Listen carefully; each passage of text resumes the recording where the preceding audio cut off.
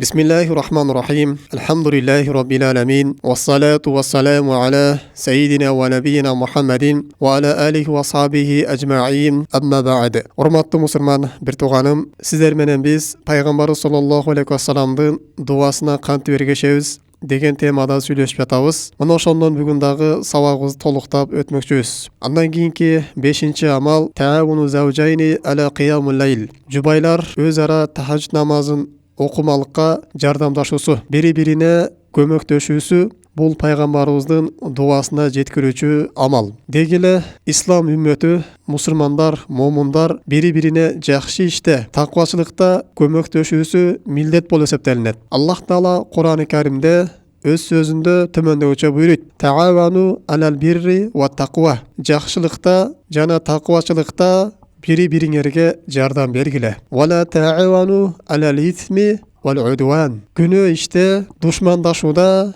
бири-бириңерге жардам бербегиле деп Аллах Таала Маида сүрөсүндө мына ушундай бизге буйруган. Демек, урматтуу мусулман bir туганым, ар бир мусулман жакшы иште бири-бирине көмөктөшүүсү зарыл болуп эсептелинет. Аллах Тааланын буйругу. Мына ошондой эле күнөө иште бири-бирине жардам берүүдөн алыс болуштук, андан сактаныштык. Ким күнөө ишке жардам бере турган болсо, мына ошол күнөө ишти аткаргандай күнөөгө батып калат.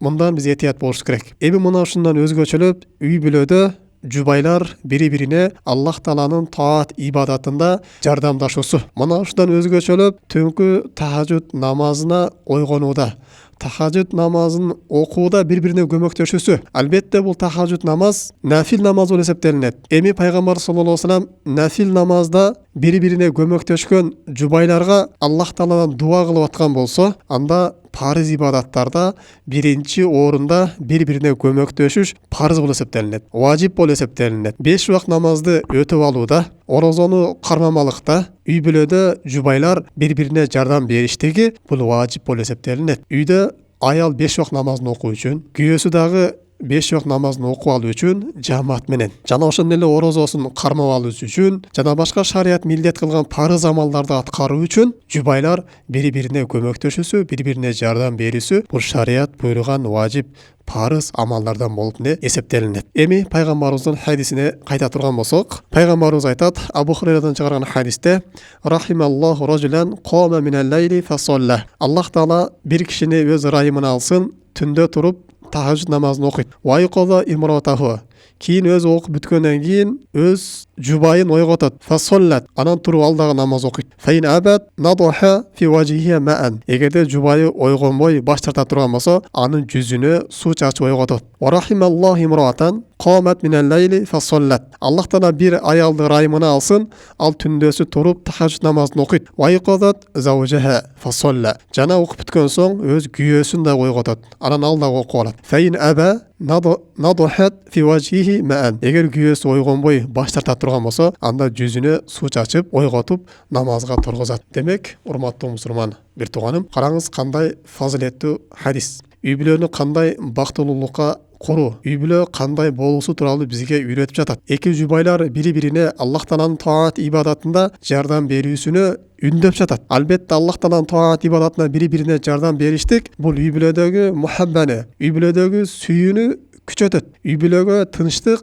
биримдик алып келет. Үйдөгү ар кандай тына чыгарган ашыкча көйгөйлөрдү азайтат. Мына ошондуктан ар дайым үйдө таат ибадатка бири-бирине жардамчы болуп туруштук мына ушундай экен. Жана пайгамбар саллаллаху алейхи ва саллям айтат, качан мына ушул эки жубай түндөсү туруп экөө тең тахажжуд намаз окуй турган болсо, Аллах Тааланы көп эскерген эркектер жана Аллах Тааланы көп эскерген аялдар деп жазылып калат Аллах Тааланын астына дейт. Демек, биз тахажжуд намазыны туруп өзүбүз эле окуп албастан жана үй бүлөбүздү дагы ойгото турган болсок, мына ушундай пайгамбарыбыз саллаллаху алейхи ва саллям дуасына жетет экенбиз. Жана Аллах Тааланын астында Аллах Тааланы көп эскерүүчү адамдар деп жазылат экенбиз. Дагы урматтуу мусулман bir туганым, пайгамбар саллаллаху алейхи ва саллямдын сыпаты мына ушундай эле. Пайгамбар саллаллаху алейхи ва саллям түндө намаз окуп, андан кийин Айша энебизди дагы намазга ойготол эле. Айша энебиз айтат, пайгамбар саллаллаху алейхи ва саллям түндөс туруп тахажжуд намаз окуп, витр намазына келген кезде "Куми фаутири и Айша." Айша тургундагы витр намазын окуп ал деп мен ойготот эле намазга дейт. Демек пайгамбарыбыздын сыпаты бул үй бүлөсүн намазга ойготот эле.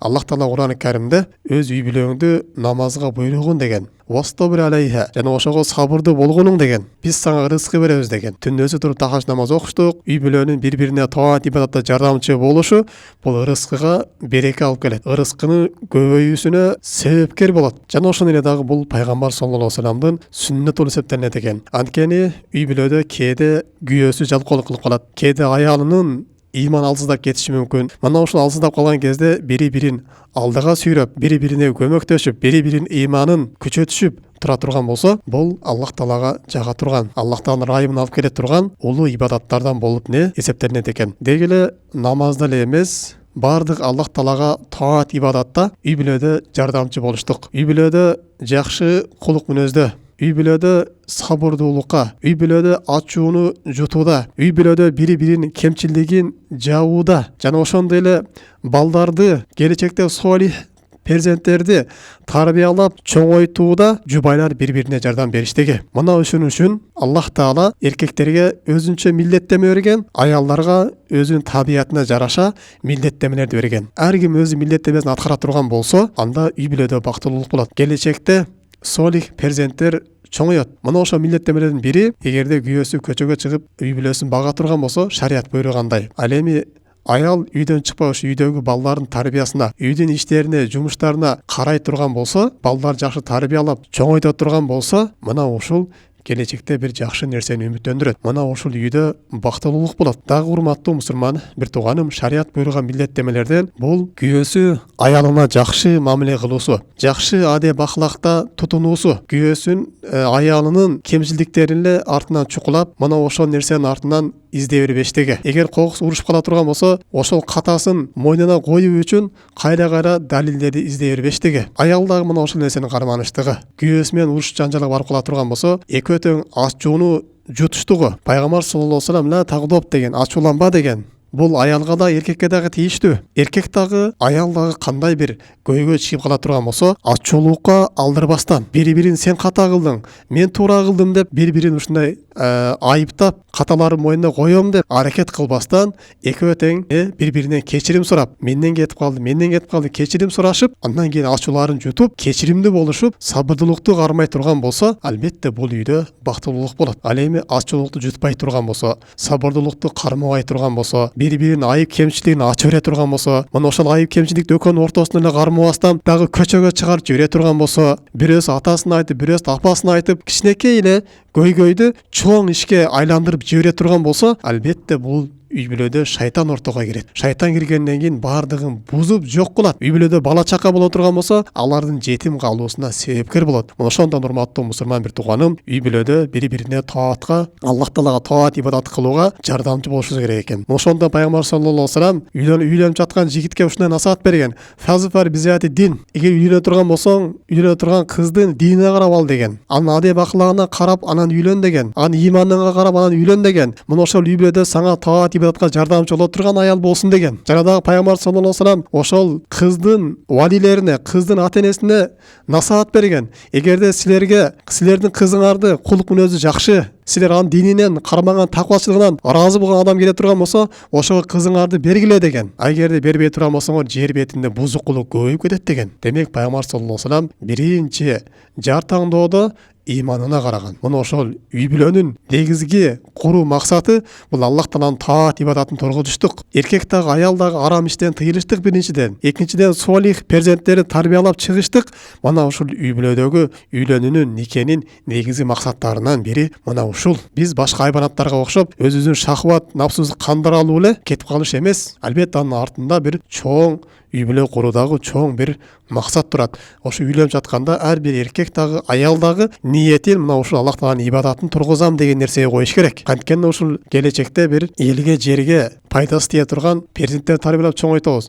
Анткени үйдөгү биримдикти, бактылуулук сактап калабыз деген нерседе болуш керек. Дагы урматтуу мусулман бир тууганым, албетте үйдө кээде келишпестиктер, кээде көйгөйлөр чыгып турат. Мына ушул учурда ошол көйгөйдү эртерээк басууга аракет кылыш керек. Эпте ошону чечип, оң жагын издеш керек. Анын айыбын издеп, мындай кыла коем, андай кыла коем деп, андан бири-биринен өч алуунун жолун издебестен, биз кайра үй-бүлөнү тургузуп кетүүнүн жолун издешибиз керек. Бири-бири урушуп калган кезде жаман сөздөрдү колдонбош керек. Талак сөзүн, бири-бирин сөгүү сөзүн, бири-бирин кемситүү сөзүн, бири-бирин ата-энесин кемиткен, муну кемиткен, кемсинткен же дагы башка нерсени кемситкен сөздөрдү колдонбош керек. Инсан урушкан кезде дагы сабырдуулукка, ачууну жутууга аракет кыла турган болсо, пайгамбар саллаллаху алейхи вассалам көргөзгөн үй-бүлө келип чыгат. Пайгамбар саллаллаху алейхи вассалам мына ушундай үй-бүлөгө дуа кылган. Аллахым мына ушул үй-бүлөнү өз ырайымыңа алгын деген. Мына ушул үй-бүлөгө өзүңдүн берекеңди түшүр, өзүңдүн махаббатың, өзүңдүн мээримиң ушул үй-бүлөгө түшүр деп айткан. Эгер үй-бүлөдө мына ушундай таат ибадатка болгон бири-бирине жардамдашуу боло турган болсо, албетте ал пайгамбар саллаллаху алейхи вассалам мына ушул үй-бүлөгө дуа кылыптыр